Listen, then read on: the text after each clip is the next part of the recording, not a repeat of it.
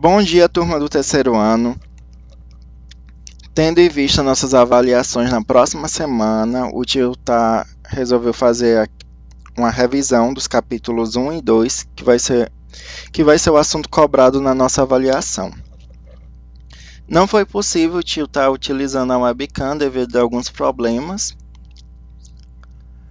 Então, esse vídeo vai ser minha explicação do nosso conteúdo.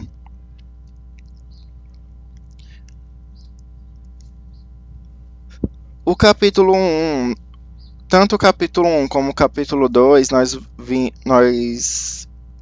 estudamos a temática água. No capítulo 1, com o título Água para todo lado, nós estudamos os tópicos distribuição da água na terra, água da chuva, água doce e salgada e os reservatórios subterrâneos.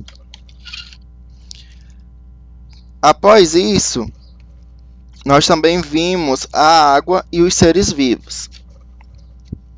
No capítulo 2, com o título Água como ela é, estudamos os tópicos, as características da água, quase tudo se dissolve na água, de onde vem a água que chega até as torneiras, para onde vai a água depois de usada e a poluição da água.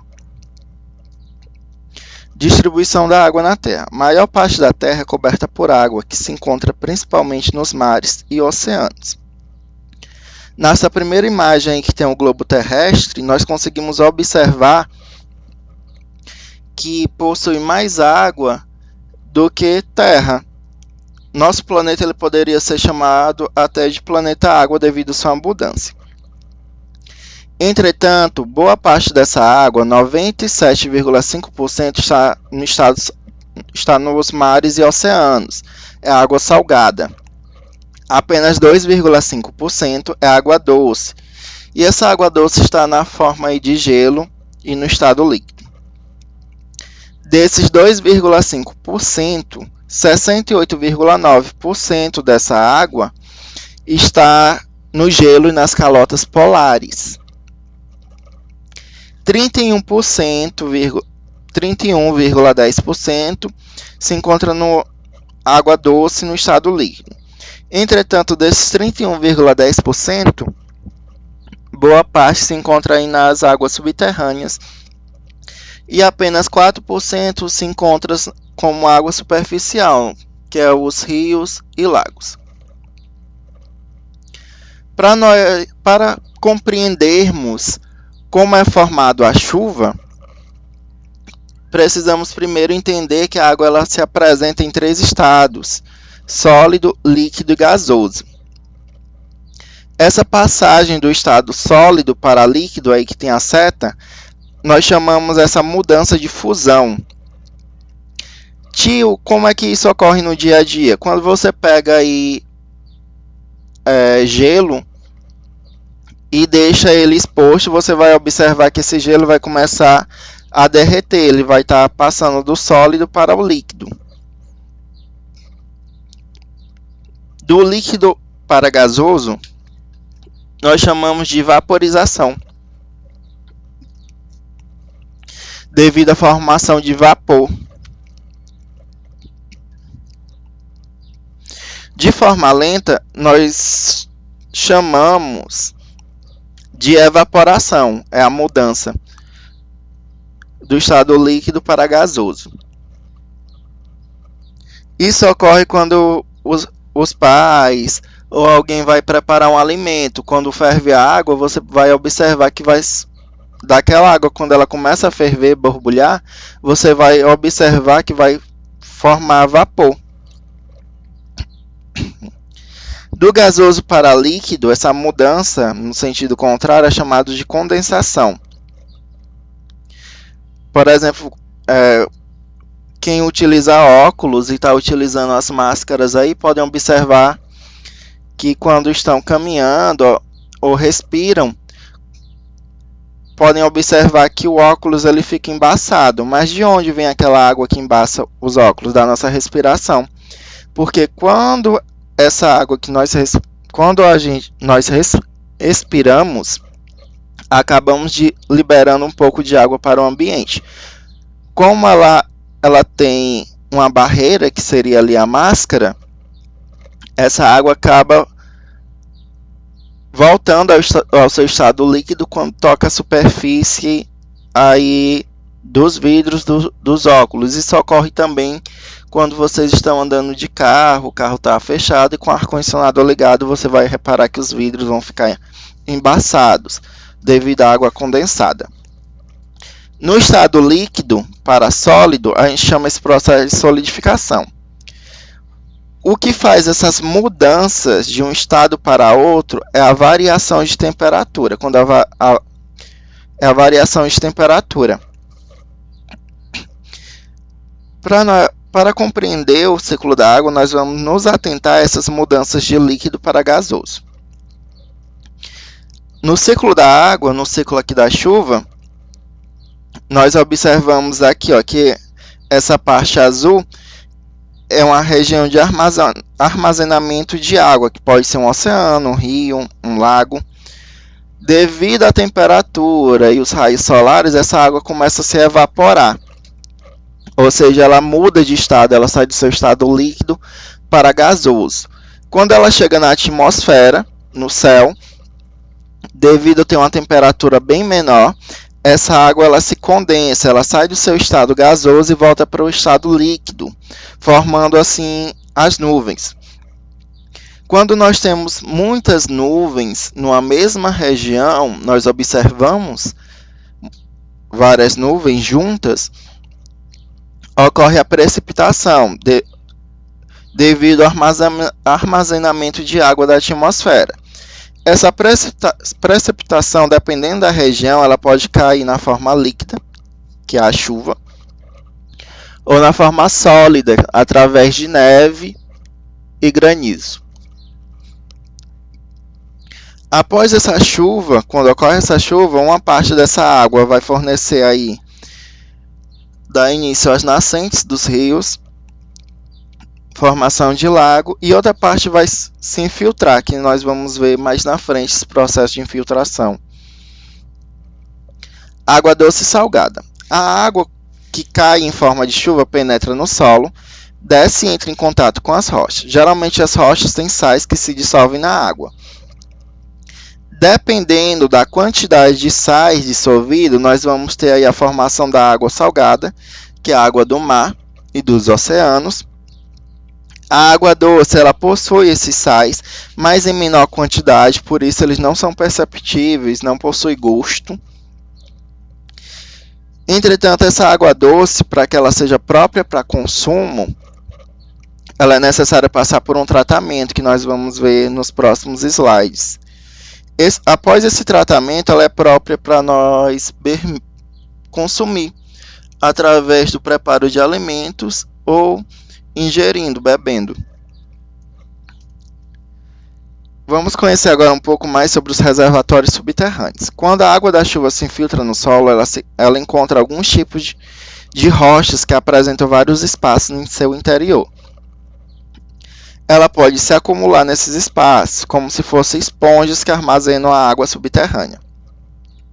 Essas rochas que possuem esses espaços, elas são conhecidas como permeáveis, ou seja, podem ser atravessadas. As rochas que não podem ser atravessadas, elas são rochas impermeáveis. No canto direito da imagem, nós observamos que está correndo chuva e que aquele solo é um solo permeável.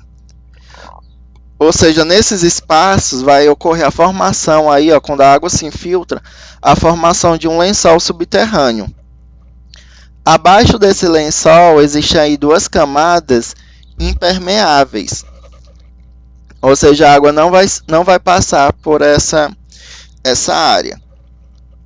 No decorrer dos anos, o homem acabou adquirindo formas de utilizar essa água subterrânea. Ele começou a construir poços. No canto esquerdo, possui o poço comum, que é os poços mais antigos, e no centro da imagem tem os poços artesianos, que são os poços artesanais. Esses poços artesanais, eles são feitos através de máquinas. A água está presente também nas plantas, nos animais e nos seres humanos.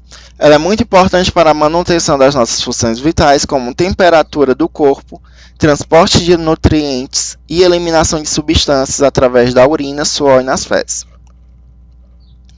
Muitos alimentos aí, são ricos em água, especialmente os alimentos naturais, que são frutas e verduras. Nós temos aqui uma tabela. Se nós compararmos a bolacha salgada, ela possui apenas 4% de água, enquanto o alface possui 95%. Com tudo isso, já deu de perceber que sem a água não seria possível a existência de vida no nosso planeta. No próximo capítulo, nós vamos conhecer agora as características da água. A água possui 3 características básicas. Insípida, ela não possui gosto. Ela é inodora, ela não possui um cheiro. E ela é incolor, transparente, sem cor. A água da chuva e a água da geleira, apesar delas apresentarem essas 3 características, não significa dizer que ela é própria para consumo. No decorrer do caminho, elas podem ter adquirido impurezas, que são substâncias que não fazem parte da composição da água, ou até mesmo terem adquirido substâncias tóxicas, que são substâncias que fazem mal à saúde. É importante observarmos, até mesmo no nosso dia a dia, a capacidade da água de dissolver substâncias. Muitas vezes nós acabamos confundindo essa palavra dissolver e misturar. Por exemplo, popularmente a gente fala que essa primeira imagem seria água misturada com açúcar. Mas o açúcar, ele não está cientificamente correto, essa frase. Até porque o açúcar, após ele ser colocado aí junto com a água e agitado, ou seja, mexido, esse açúcar acaba sendo dissolvido pela água. Ou seja, quando você observar, você não vai conseguir olhar a olho nu, mas a presença desse açúcar. Na segunda imagem, nós temos aí água, óleo e areia. Mesmo que nós agitamos, mexemos nesse recipiente, essas substâncias elas não vão ser dissolvidas pela água. Ou seja, nesse caso, nós falamos que essas substâncias estão misturadas, é uma mistura.